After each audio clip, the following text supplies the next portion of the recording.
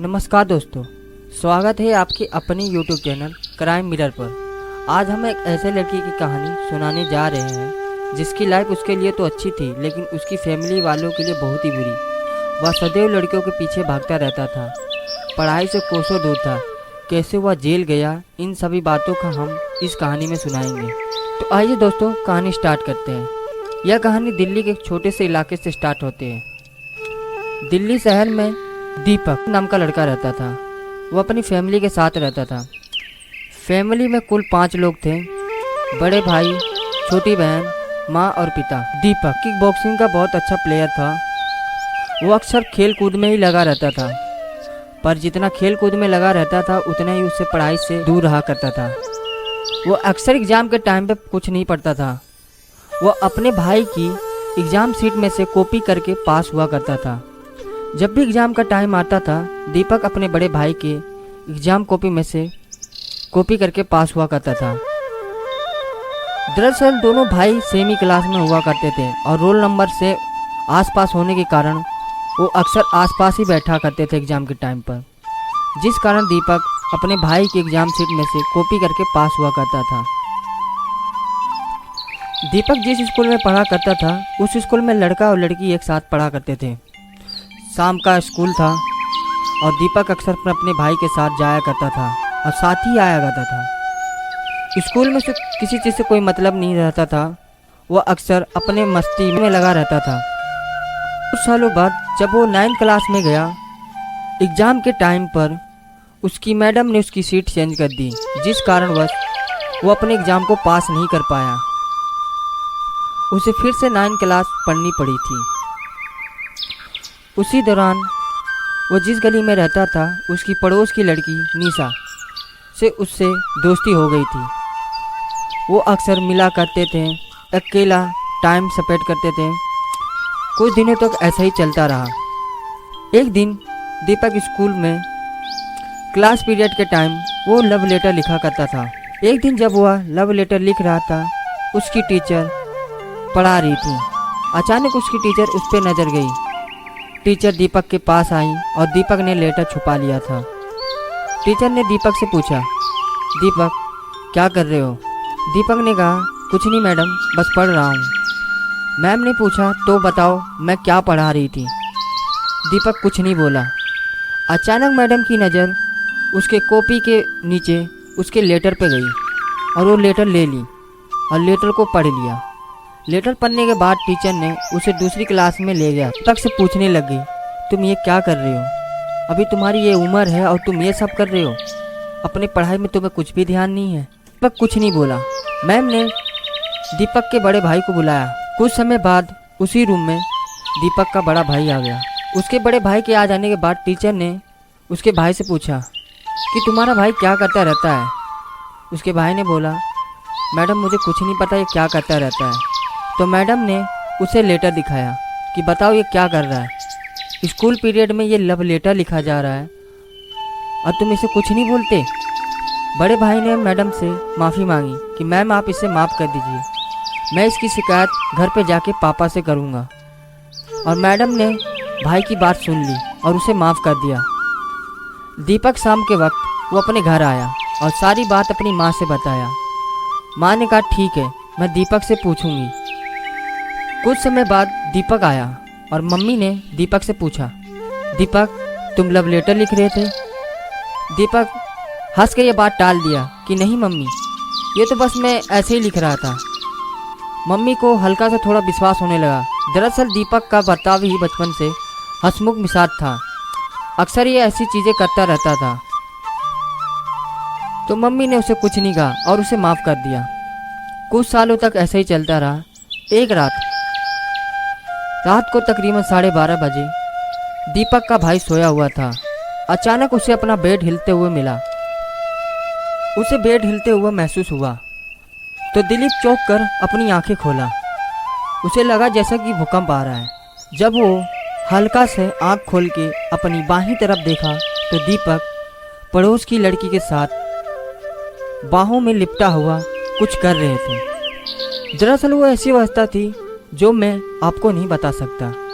दीपक दीपक पड़ोस की लड़की के साथ लगा रहा और उसका भाई ये सब देख के बड़ा शर्मिंदा हुआ। उसने अपनी आंखें तुरंत ही बंद कर ली। अब वो सोचने लगा कि मैं क्या करूं। अगर मैं कुछ बोला तो घर वालों को पता चल जाएगा, जिस कारणवश घर वालों की काफ़ी बदनामी होगी और उस लड़की के घर वालों की भी बदनामी होगी। तो भाई ने यह फैसला लिया कि इन चीज़ों को मैं दखल अंदाज करूँगा। उसने अपनी आंखें बंद करके हल्का सा उठा। अचानक दीपक को यह पता चला कि उसका भाई उठ चुका है।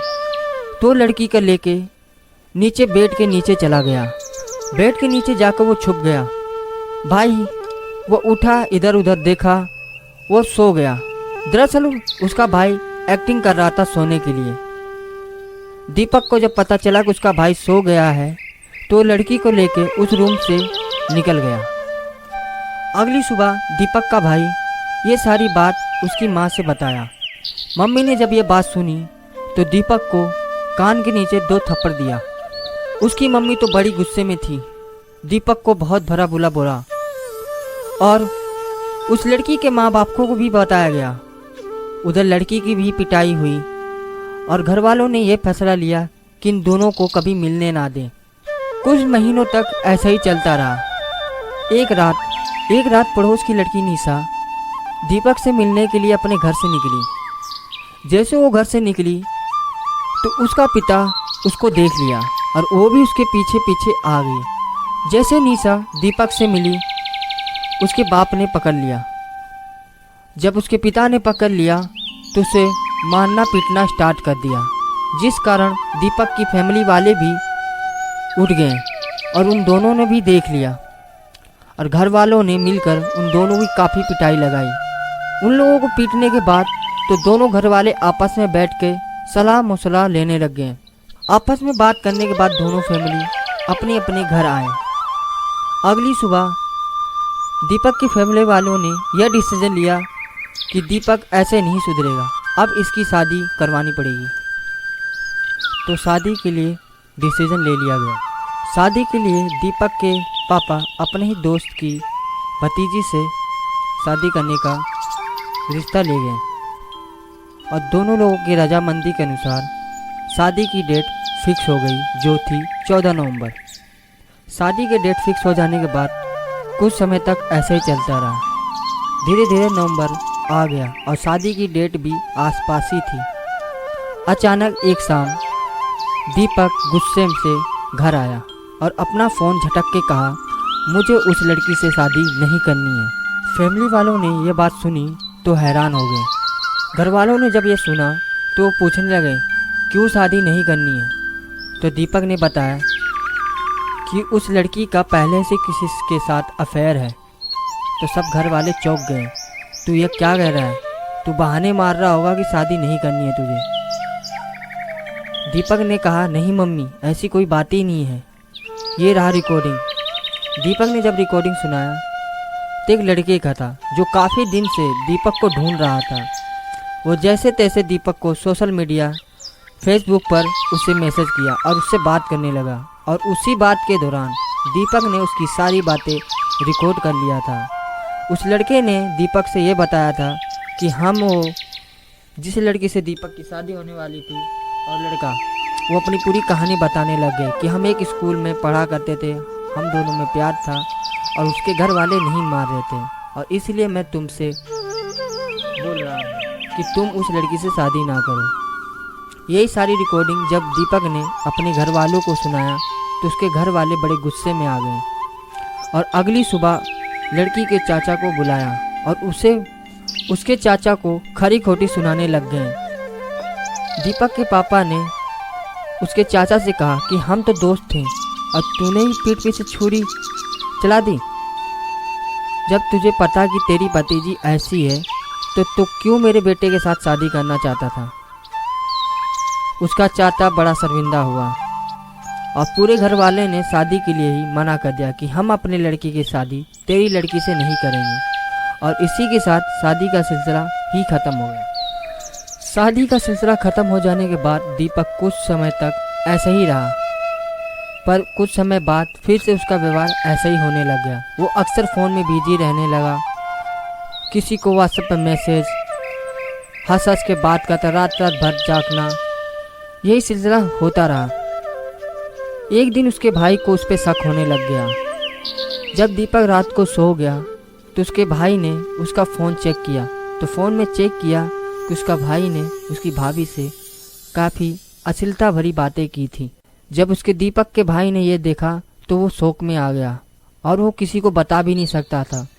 दरअसल उसकी भाभी उसके रिलेटिव में थी और वो नहीं चाहता था कि दोनों रिश्तेदारों में व्यवहार खराब हो। उसके भाई ने ये बात अपने दोस्त से बताई और दोस्त ने उसकी सारी चीज़ों को प्रूफ के तौर पर रख लिया कि बाद में कुछ हो तो प्रूफ उसके काम में आ जाए। कुछ दिनों तक उसका भाई ये बातें छुपाता रहा और दीपक ऐसा ही करता रहा। जब उसके भाई का पारा पूरा हो चुका तो अपनी माँ से ये सारी बातें उसने बता दी, तो उसकी माँ ने दीपक को काफ़ी डांटा, पर दीपक नहीं समझ रहा था। एक टाइम दीपक के भाई ने उसकी भाभी को फ़ोन करा और उसके भाई ने उसकी भाभी को काफ़ी धमकी दे डाली कि आइंदा तू दीपक से बात करेगी तो ये सारी बातें मैं तुम्हारे हस्बैंड से बता दूंगा। तो उसकी भाभी मान गई और दीपक से बात करना बंद कर दिया और दीपक भी फिर से पहले की तरह हो गया। वो अपने काम धंधा में लगे रहा। साल 2023 आ गया। उसकी फैमिली वाले अपने होम टाउन गए हुए थे। दरअसल वो अपने होम टाउन का घर बना रहे थे और दीपक दिल्ली में था और दीपक का भी मन हुआ कि वो भी गांव घूम आए और दीपक भी अगली सुबह गांव निकल गया, तकरीबन 1 हफ्ते के लिए। 1 हफ्ते तक दीपक गांव में ही था। 1 हफ्ते बाद वो दिल्ली आया।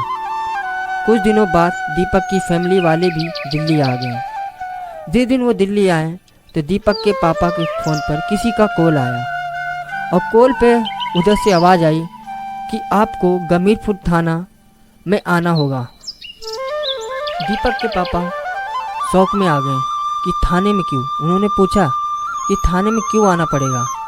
दरअसल यह फ़ोन गमीरपुर थाने के पुलिस का था। उसने बताया कि आपके बेटे ने किसी लड़की के साथ प्रेम संबंध था और उसे शादी वादी का वादा किया था। लड़की का कहना है कि उसने उसके साथ शारीरिक शोषण किया है और उसे शादी करने से मना कर दिया है और वो लड़की इस चीज़ों में फ्रस्ट्रेशन में आकर फांसी लगाने वाली थी। जब उसके घर वालों ने यह बात सुनी तो उन्होंने FIR दर्ज करवा दी है। तो आप अगली सुबह थाने में आना ही पड़ेगा और साथ में अपने बेटे को भी लेके आए। फ़ोन कट करने के बाद दीपक के पापा बड़े गुस्से में आ गए और वो दीपक को फ़ोन करने कि कहाँ है तू, जल्दी घर आ। दीपक को सारी बातें पहले से ही पता थी तो वो थोड़ा डरा था, इसलिए उसने कुछ नहीं बोला। वो काफ़ी देर बाद घर आया। घर आने पर उसके पापा ने काफ़ी उसे डांटा और बोला और अगली शाम को उन्होंने ट्रेन पकड़ के गांव चले गए। गांव में पहुंचते ही वो सबसे पहले थाने में गए और थाने में दोनों की फैमिली थी। दरअसल जिस लड़की ने फांसी लगाने की कोशिश की थी उसका नाम प्रीति था। जब थाने में दीपक आया तो पुलिस वाले ने लड़की और दीपक को अपने साथ ले गया और उनसे पूछताछ करने लगा। तो दीपक से पूछा, जब ये बात दीपक से पूछा तो दीपक ने बताया कि सर ऐसी कोई बात भी नहीं है, हम सोशल मीडिया पर ही मिले थे। दरअसल ये मेरे गांव की लड़की है और मैं सिर्फ सोशल मीडिया पर ही मिला बातचीत करने के लिए, और जब मैं अगले हफ्ते पहले मैं गांव आया था तब ये मुझे मिलने के लिए अपने गांव के पास के ही बाज़ार में बुलाया था और मैं उससे ही तभी मिला था और कुछ भी नहीं है सर। तो ये बात सुनकर पुलिस वालों को आ गया गुस्सा। पुलिस वाले ने दीपक के 2 थप्पड़ लगाया और पूछा सही सही बता, पर दीपक अपनी बातों पर अड़ा रहा। उसने यही कहा कि मेरा इससे कोई मतलब नहीं है। तो पुलिस वाले ने लड़की से पूछा तो लड़की ने कहा सर ये झूठ बोल रहा है, ये अक्सर मुझसे मिला करता था और मेरे इसके साथ की कई फ़ोटो हैं। जो फ़ोटो उसने पुलिस वालों को दिखाया। काफ़ी देर तक बात हो जाने के बाद पुलिस वाले उनके दोनों फैमिली वालों को बुलाया, दीपक के पिता और प्रीति के पिता। जब उनके पिता आ गए तो पुलिस वालों ने कहा कि आप क्या करना चाहते हैं, आपस में या तो बात कर लें या तो एक ही रास्ता है कि आपके लड़कों की शादी या तो इसके लड़की से करना पड़ेगा या तो इसको जेल जाना पड़ेगा। लड़की यही कह रही थी मुझसे इससे शादी करनी और कुछ नहीं, पर दीपक ने गुस्से में कहा कि चाहे भले मुझे जेल जाना पड़ेगा पर मैं इससे शादी नहीं करूँगा। काफ़ी समय तक ये बहसबाजी होती रही। फिर पुलिस वालों ने कहा कि मैं आपको कल तक के टाइम दे रहा हूँ, या तो आपके लड़कों की से शादी करनी पड़ेगी या तो आपके लड़कों को जेल जाना पड़ेगा, तो कल तक का टाइम है। थाने से बाहर निकलने के बाद उसकी पूरी दोनों फैमिली वाले जो अपने अपने घर चले गए, पर दीपक रात भर ही थाने में ही था। दीपक के पापा बड़े परेशान थे और उन्होंने अपने ग्राम प्रधान से बात की, तो ग्राम प्रधान ने उस गांव के ग्राम प्रधान से बात की और दोनों फैमिली को मिलाने का वादा किया। अगली सुबह वो एक चाय वाले के नुक्कड़ पर जाके मिले और आपस में बात करने लग गए। दोनों पक्ष के गांव के प्रधान भी उनके साथ में थे। तो प्रधान ने कहा कि आपस का सुलह मसला निकाल लो, कुछ पैसे या लेन देन से कर लो कि ठीक है मैं पैसे से सुलह निपटाना करना चाहता हूँ। तो उसने पैसे की डिमांड रखी 9.5 लाख रुपए, पर दीपक के पापा ने मना कर दिया कि मैं तुझे एक पैसे ही नहीं दूंगा, भले से मेरे बेटे को जेल में डाल दे। पर ग्राम प्रधान ने फिर कहा कि ऐसा मत करो, आपस में कर लो, थोड़ा कम कर लो। तो फिर लड़की के बाप ने कहा ठीक है 3.5 लाख। 3.5 लाख में दीपक के पापा मान गए और वो केस वापस ले लिया और दीपक भी अपने घर आ गया। और रकम की राशि 3.5 लाख होने के बजाय उन्हें 3 महीने तक का टाइम दिया गया था और दीपक अपने फैमिली के साथ दिल्ली वापस आ गया। दीपक की फैमिली जब दिल्ली आ गए तो उन्हें इसी बात का टेंशन था कि 3.5 लाख की रकम वो कैसे दें, क्योंकि अभी हाल फिलहाल में उन्होंने अपना घर बनवाया था। घर बनवाने के कारण उनकी जमा पूंजी भी ख़त्म हो चुकी थी, पर उन्हें पैसे तो देना ही था क्योंकि दीपक जेल नहीं जा सके। और जैसे तैसे उन्होंने अपने रिश्तेदारों से थोड़ा बहुत करते रहे। कुछ पैसे तो मिले और कुछ नहीं। जैसे तैसे उन्होंने 1 लाख की रकम उसे पूरी कर दी और उसकी घर की स्थिति थोड़ी अच्छी ना रही, जिस कारण उसकी फैमिली की कंडीशन बहुत ही ख़राब हो गई। उन्होंने अपना घर बार भी बेचने के बारे में सोच लिया, पर उनका बड़ा लड़का जैसे तैसे अपने दोस्त से कुछ पैसे कर्ज लेके वो पैसे की रकम पूरी की। अब उनकी कंडीशन सही नहीं रही पहले जैसी, ना समाज में अब कोई इज्जत है, ना उन्हें पहले की तरह काम मिलने लग गया। अब वो अपनी हालात पे ही रोने लग गए। अब कहीं ना कहीं दीपक को भी इस बात का पछतावा और मलाल होने लग गया। तो दोस्तों जैसे तैसे वो इन चीज़ों से वो छुटकारा तो पा गए, कहीं ना कहीं वो इन चीज़ों से पछता रहे हैं। तो दोस्तों हम ये चाहते हैं कि अपनी लाइफ में कुछ भी करो, पर करने से पहले एक बार सोच लो कि जो तुम कर रहे हो उसका इफ़ेक्ट कहीं आपकी फैमिली पर ना पड़े। ना आप कभी सुखी से रह पाओगे, ना ही आपकी फैमिली। तो दोस्तों हम एक कहानी से सीखते हैं कि हमारी लाइफ में काफ़ी उतार चढ़ाव तो आते हैं, पर हमें एक सही डिसीजन लेना पड़ता है। जैसे कि दीपक एक बहुत अच्छा प्लेयर था, प्लेयर लाइफ में भी अपना करियर बना सकता था, अपनी फैमिली को एक अच्छी सी लाइफ दे सकता था। तो दोस्तों ये कहानी आपको कैसी लगी?